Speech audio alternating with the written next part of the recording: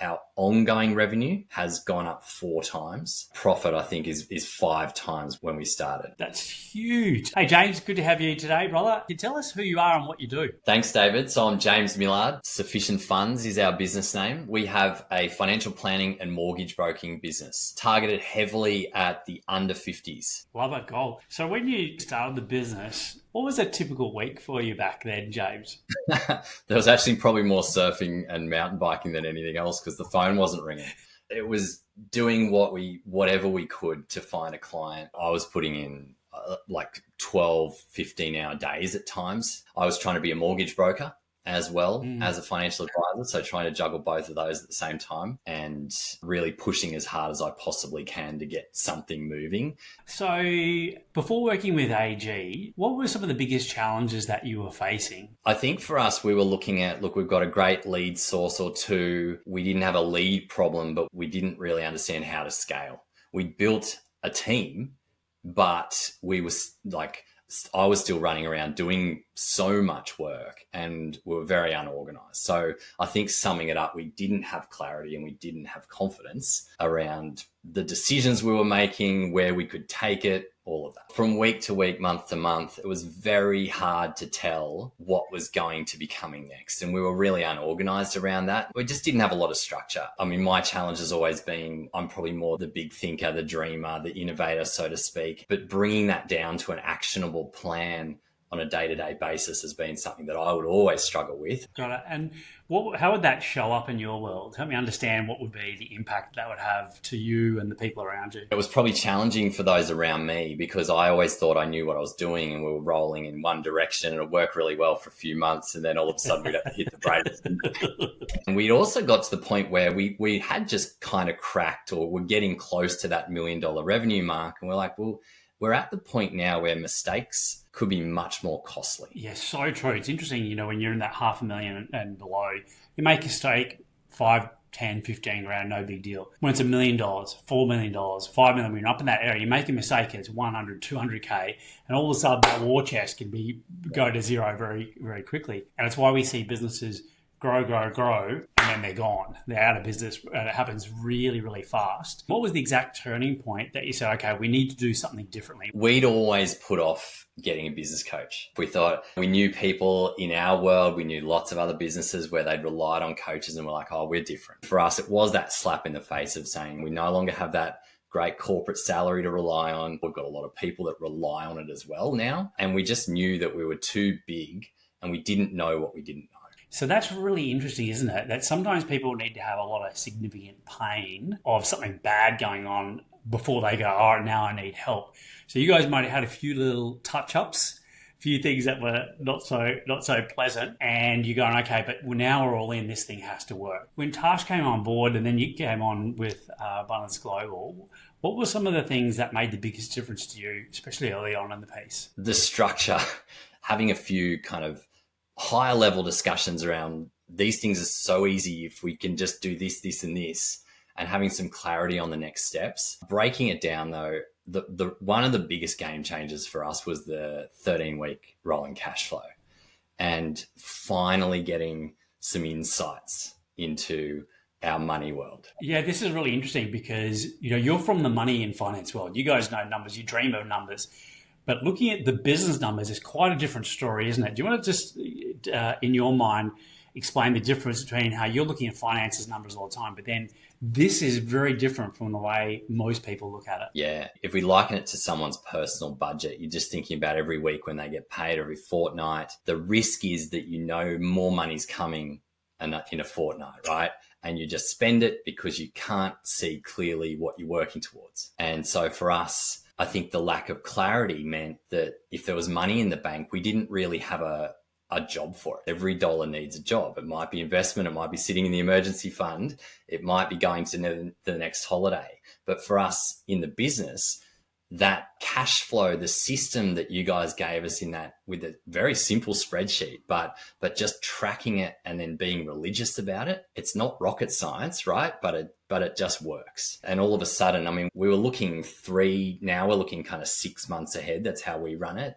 And we know now that we're going to be fine through Christmas and through any potential down periods. And really, it was a bit of a, hey, we're the money nerds. We do this with all the clients, but we're not doing it for our business, which is so, so critical because it's paying for all the wages. Now we're at that point where we can look ahead and say, well, we're dealing with our personal budget now. We've got that all under control. So we don't have to worry about that. We can focus on the business and get that cranking. Yeah, got it. And when you think of just a lot of people, when they come into business, they work with a partner of some sort. Could be their life partner, could be a mate. What are some of your hot tips as far as how to work with your partner in the business, James? You do have to get some downtime. You do have to give each other plenty of space. As you would say, you've got to keep your feet in the grass. You've got to stay grounded. You've got to do all those things to look after yourselves, because then you can look after others. And communication, obviously, is the key there. Yeah, I agree. So you talked about the change of the clarity around your cash flow and understanding that, be able to predict it.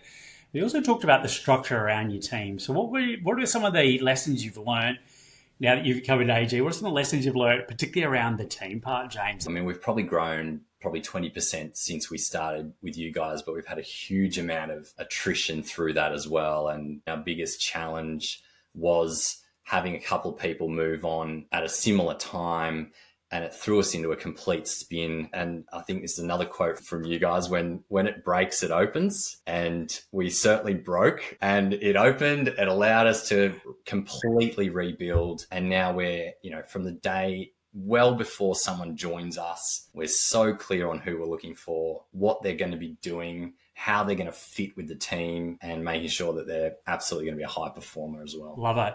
So if we go through some optics here, from when you started the business, revenue, profit-wise, and value of the business to where it is now, what's been the change, James? Revenue's tripled since we started with you guys. From our 2021 year, our ongoing revenue, which is really the driver of business value in our world, has gone up 4 times, and our revenue's tripled in that same time. And so profit, I think, is 5 times when we started. That's huge. I mean, to take your revenue, 3 times your revenue, 5 times your profit. Now, that's an interesting conversation on its own. But then the valuation of the business increased by 4 times. And that's really only been a handful of years, if you think about it. So that's amazing. What do you think was the fundamental shift that allowed you and Tash to do that, James? So again, it was just the team doing so much more valuable work, having people that could step up, but also being really comfortable with our numbers. We're really confident in what we're doing. We're confident in looking at the numbers and saying, okay, here's what we're going to do. It's given us a lot more freedom to kind of almost say we could step away temporarily. We're not at the point where we can take significantly long breaks yet, but we can do it with confidence, knowing that everything's under control. So speaking of that, around stepping away, how many hours a week do you work now, and how many weeks of leave are you having now, James? I'm doing a straight, basically 9 to 5. We're not working as much as we were on the weekends. We're probably 20-30% down on how many hours we're putting in, but the business is in the best place it's ever been. It's a different line of thinking, isn't it? Because people go, I need to get more, I need to put in more hours. You're actually doing less hours, but the performance of the business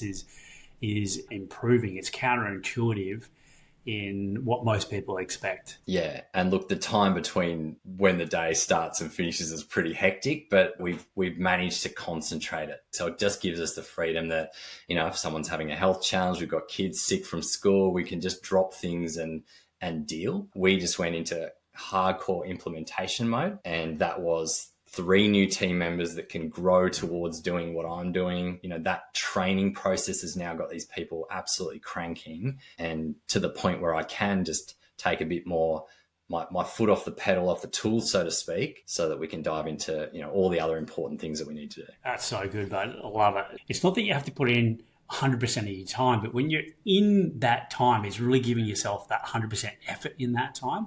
And that's something that both you and Tash, and actually your whole team, have really leaned in on, which we're super proud of, and you've done an amazing job with that. What was a challenge that you didn't expect to face and how did you handle it? We always thought we had the team fully under control. A lot of the things that we weren't seeing, and all of a sudden we're like, oh, there's a lot going on behind the scenes. We're not hearing it. We're not seeing it. Underneath it all, it was culturally a bit of a challenge.